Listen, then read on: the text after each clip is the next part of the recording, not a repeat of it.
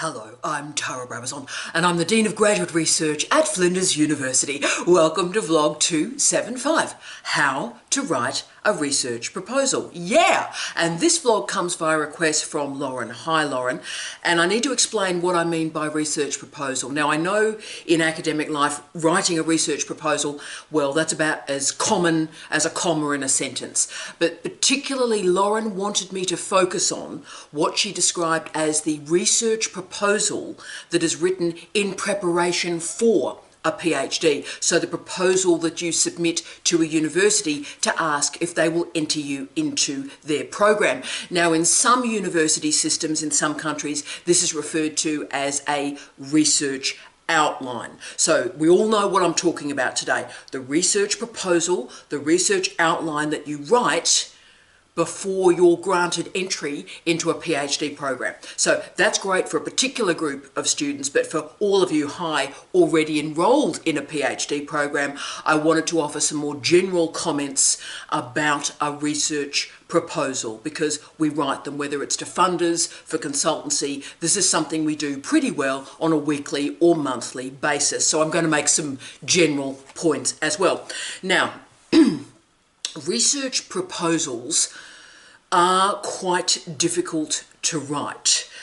They are a genre of writing, and the challenge we have is it's a genre of writing that we all supposedly agree on what it looks like, and yet when you actually go into the literature, you see the incredible diversity. So a research proposal differs radically by its subject, by its discipline, and by the people who are reading it. So when I was preparing for the vlog this week and reading all the material, you know, whether we're dealing with refereed articles or what exists in institutions, what they're asking for from a research proposal, what I saw very clearly was incredible diversity. So I see why students are so confused about this research proposal, research outline, because all these scholars and institutions are saying this is what a research proposal is, and when you actually compare it between the different research proposals, that certainty is just not there because the diversity of the genre is clear.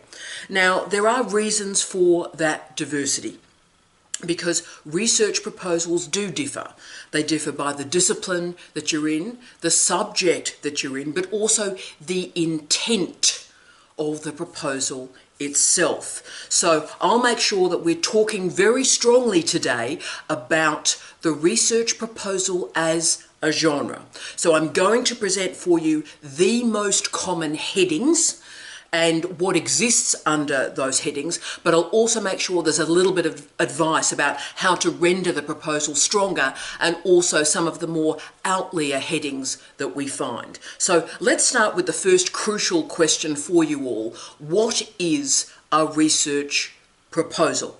Now, a research proposal presents an idea, and it also presents the outcomes from that idea. So it's an arc, if you will. A research proposal presents an arc from an idea to an outcome.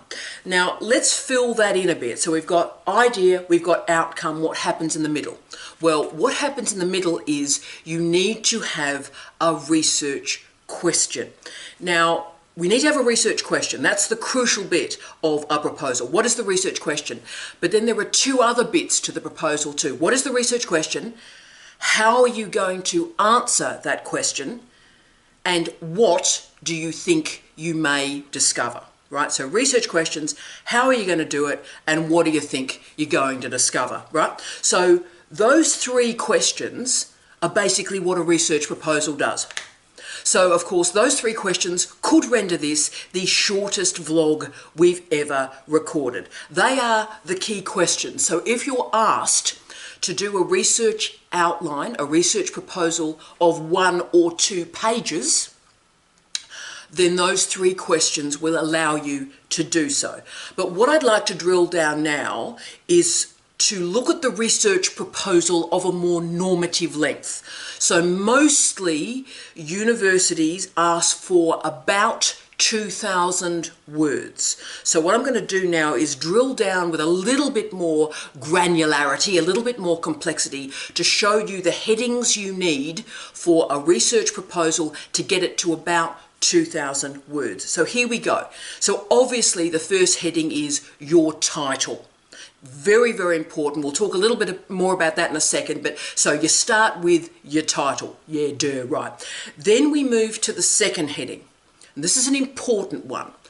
Why are you interested in this topic? So under this heading, what we need to explain is, what is your motivation? What brought you to this topic, and why do you think this topic has value in being researched now, right now? Now, I'm terribly interested in student motivation, okay? When I'm thinking about taking on a student for myself, as a supervisor, I am terribly interested in the student motivation and what is drawing them to undertake a PhD now. Now, in my research internationally, there are clearly supervisors that don't care at all about student motivation. So in their proposal, they simply want, what is the project, research questions, outcomes, thanks, in, out, shake it all about, cool. But a lot of universities in particular want some information about the student. So you need to work out, for example, it's terribly important to me, to be honest with you, when I am assessing a student and a research proposal, I'm more interested in the student motivation than the research project itself. Because to be honest with you, I can teach a student methods, I can teach methodology, ontology, epistemology, I can teach you that. I can't teach you to be motivated. So I'm terribly interested in understanding you and understanding your motivation in the research. So also, if you can, try and present your excitement, your enthusiasm for this topic. That will matter. Okay, so we've now moved from your interest in the topic, to what do you think you will find. So we're very much in sort of the sandwich bit, when the meat and when the salad bit of the sandwich now. What do you think you're going to find? So let's structure and give you the headings for this middle bit of the proposal. What are you going to find? So here's the first key heading. Key question, or key questions. This is crucial. So what's happening under this heading is obviously, what's your key question? What's the question you think you're going to answer? Now, with that, you've got to give me a little bit more. Why do you think this question is significant? Or what value will this question bring to your discipline or disciplines? What's the value of the question? Okay, so that's the key question heading. We now move to the summary or synopsis. Again, pretty crucial and very hard to write. The summary or synopsis is about a paragraph in length. And this is where you tell me about the project that you think you're going to do. Tell me about your vista. Tell me about what you see. So this is sharp, this is short, and this is punchy. Now, the next heading after the summary or synopsis is, and it can be either of these headings, background or literature review. Background or literature review. Now, this is not the literature review, because literature reviews can be 10,000 words, 15,000 words, 20,000 words on their own. So it's not that sort of literature review. So in many ways, background is almost clearer here. But what you're doing in this section is you're telling me about the key scholars in this area. So yes, we're back to AbFab. Names, darling, names. Give me names, okay? Tell us who has done the main research in this area, and explain how you acknowledge and respect that research, but through your research question or questions, you have found a gap in the research. And when you found a gap in the research, then what your proposal is going to be doing is showing how you will address that gap. So make sure you show that you've done your homework, you know the main scholars in the field, you are intellectually generous, and you show how you will build on their work. Okay, so you can see what we've done here. What will you research? What will you research? Then why would you do this research? Why would we care? That's how we've moved through the proposal. Now, in the proposal, don't think you have to answer the question that you've asked. You've asked a research question, that's great. You don't answer it in a proposal. You'll answer it in the entirety of your thesis, okay? So ask a provocative question, suggest what you may find and the key scholars who will help you answer it, but don't think you have to answer a question in a proposal. That's why you do a PhD. So if it helps you, and this certainly helped me when I was trying to bring this vlog together for you all, what you're trying to show to supervisors, to colleagues, to funders, what you're trying to show is that you've discovered an evocative and powerful question. And you've thought about this question and you're going to show why it's important, why this question is significant.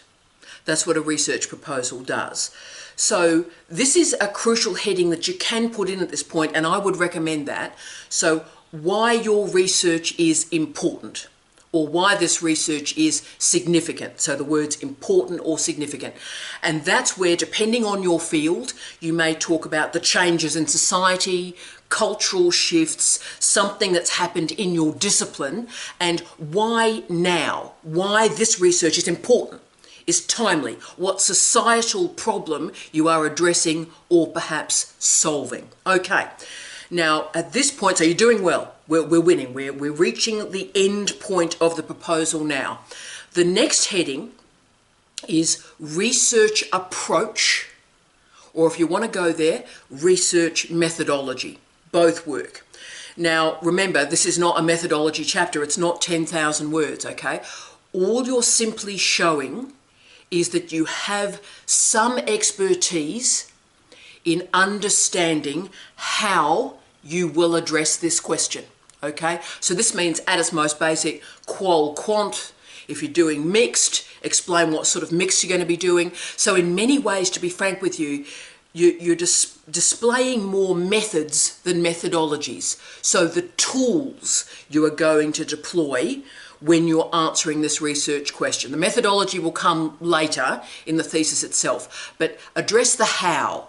How do you think you're going to answer this research question? Okay, next heading.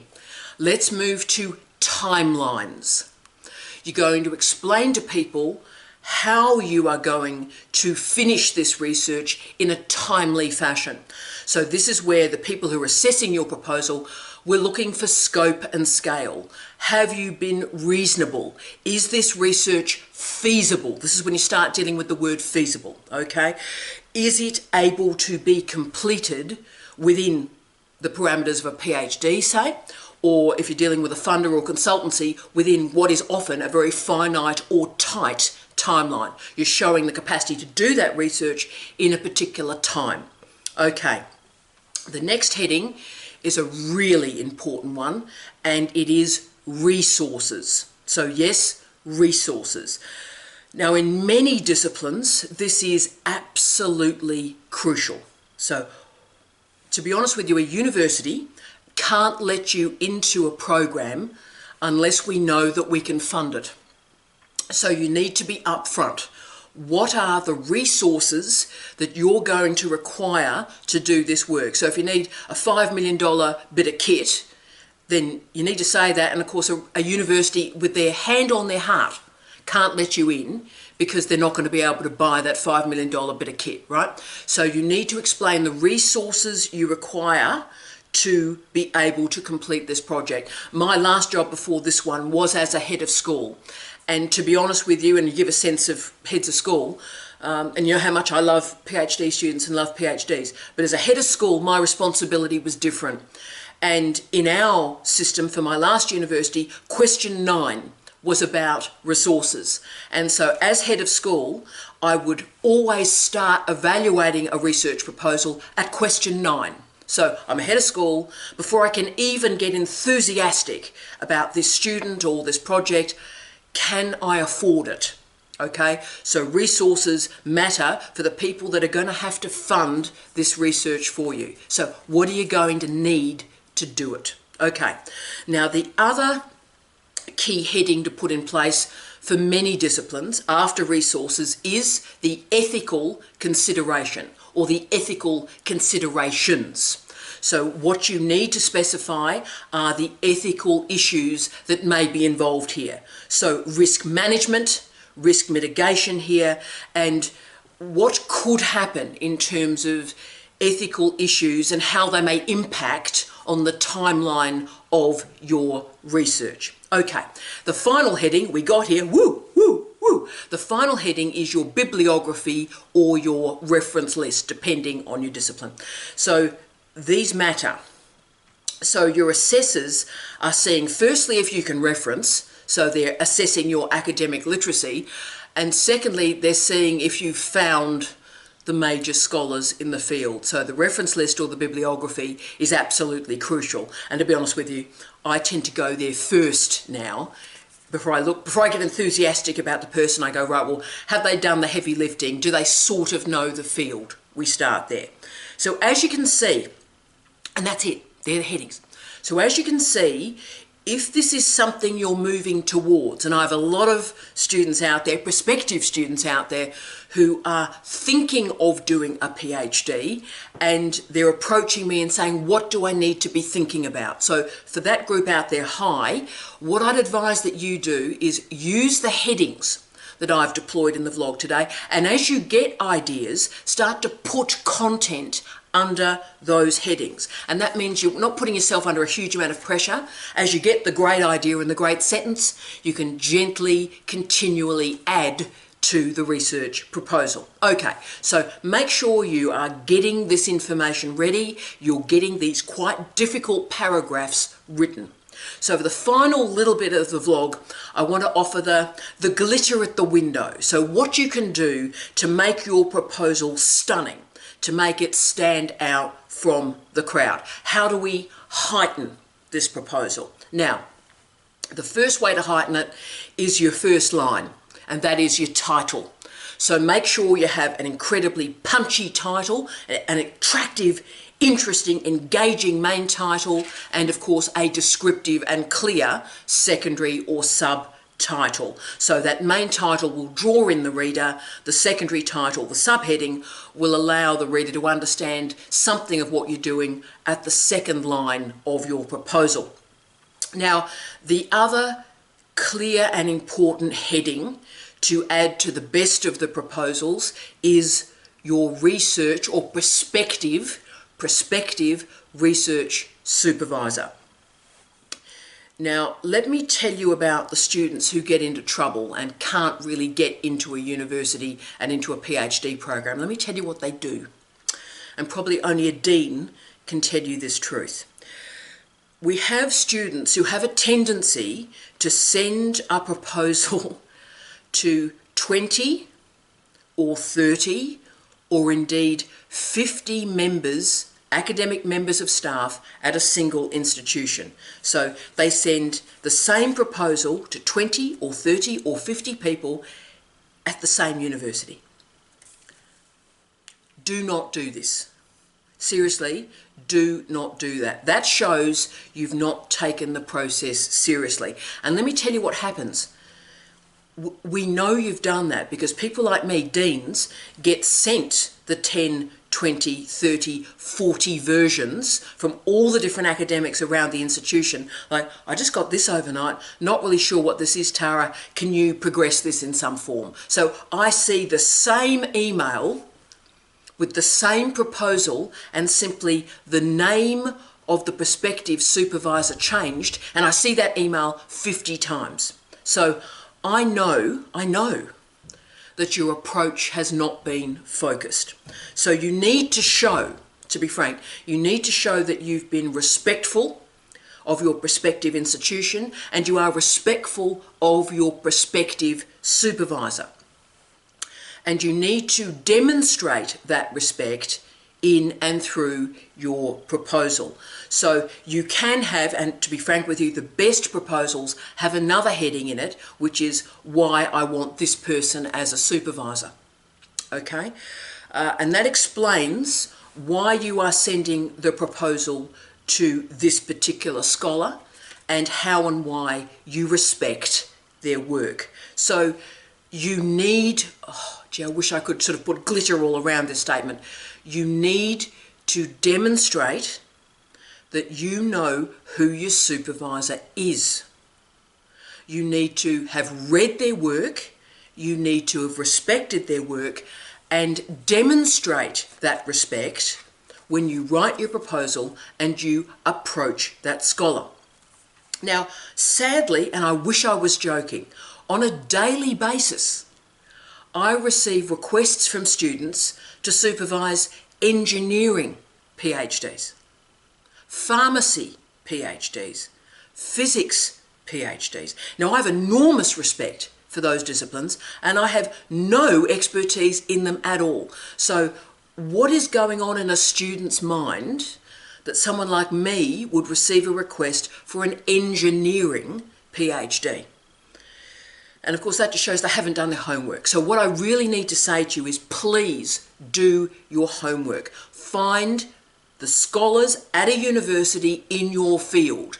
Respect them, read their work, so you are approaching them with intellectual generosity and knowledge. Okay, that's the first step. And you've got a great chance of getting into a university if you demonstrate that respect. So do not ever, ever, ever cut and paste different scholars' names into a generic inquiry. Team, I can't tell you how often, it's at least once a day, I see students do that. They've got their generic email that they're sending to 10, 20, 50 academics, and of course they're using a different font for the Dear Tara, Dear Mike, Dear Jamie, right? And so you can see that's their generic email in one font and they've added the name in another at the end, okay? So you've got to remember the commitment that a supervisor puts in when we're supervising a thesis, okay? When we decide to take on a student, that's 3 or 4 or 5 years of our lives. And also remember, when we choose you, we've not chosen a series of other scholars that have approached us. So it is a very precious relationship and you've got to show respect for it, because if we take you on, there's a stack of other people we've chosen not to take on, okay? So absolutely, write the generic proposal that we've talked about today with those headings, that's great. But you know what? Change the proposal every time when you're looking at the section on your prospective supervisor. Demonstrate respect, show you've done the work.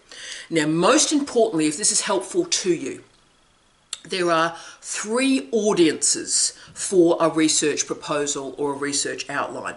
Firstly, and most importantly, it is your prospective supervisor, okay? Your supervisor or your advisor has the green light or the red light, the yes or the no. We don't progress anything if your prospective supervisor says no. So they are your most important audience.